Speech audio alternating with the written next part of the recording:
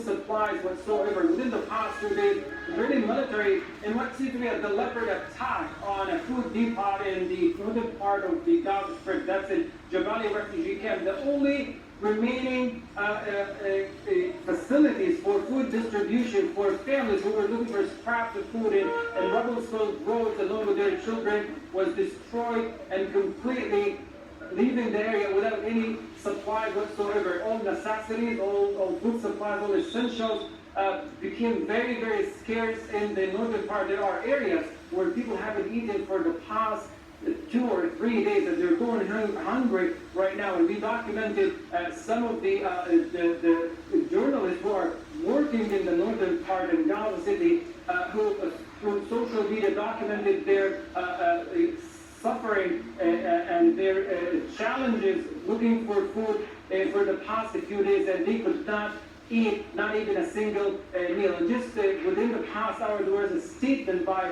UNRWA talking about they are only a few weeks away from declaring that it's going to be largely non-operational in the northern part because of all the difficulties and the conditions created on the ground by the ongoing bombings, the broken aid mechanism, the zero guarantee of safety for aid crew on the ground to deliver aid. There are a lot of things combined together are causing this problem, but mainly it's the ongoing intense bombing campaign, and people right now, if they're not dying of the falling bombs on their homes in the northern part of Gaza, they will definitely dying of the starvation as a lot of them go for days without food. We'll leave it there. Thanks so much, Harry Mahmoud. Now, aid agencies say the humanitarian crisis in Gaza is beyond catastrophic and worsening by the day. The UN is appealing for uninterrupted access for relief workers and supplies to save lives and end the suffering. Julie Daigo reports. Drinking polluted water and eating animal feed. Palestinians are fighting against another weapon of Israel's war, forced starvation. The United Nations has issued repeated warnings that Gaza is heading towards famine. But displaced Palestinians trapped with nowhere to go say they are already starving. My son wakes up in the morning and asks for a loaf of bread. I answer him, there is none. We have nothing at all. All roads lead to death.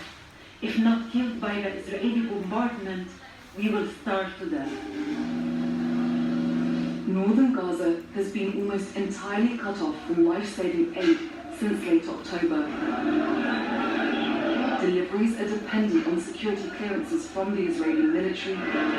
Aid agencies accuse soldiers of deliberately blocking supplies. We have no clean water and are forced to drink sewage water. We pray to all of you watching us, have mercy on us. We are dying for the relief aid to be delivered in the north. Children are often worst affected. UNICEF has warned that around 335,000 under 5s are at high risk of severe malnutrition and preventable death. Israel's unabating attacks have left Gaza unrecognizable. Streets that were once busy with bakeries and restaurants, now a distant memory for its starving population. Julie Daigo, Al Jazeera. Israeli forces have carried out a number of raids in the occupied West Bank.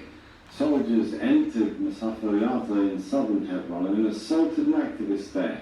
The Israeli army also raided a town southeast of Nablus, sparking confrontations with Palestinian youths. US Secretary of State Antony Blinken says Israel's plan to expand its settlements in the occupied West Bank is against international law. That's a change in the policy set by the Trump administration. On settlements, we've seen the reports, and I have to say we're disappointed in the announcement. It's been long-standing U.S. policy under Republican and Democratic administrations alike that new settlements are counterproductive to reaching an enduring peace.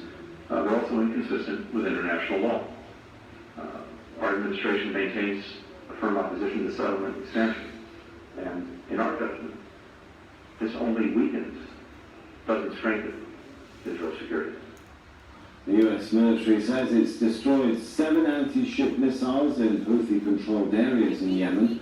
The US Central Command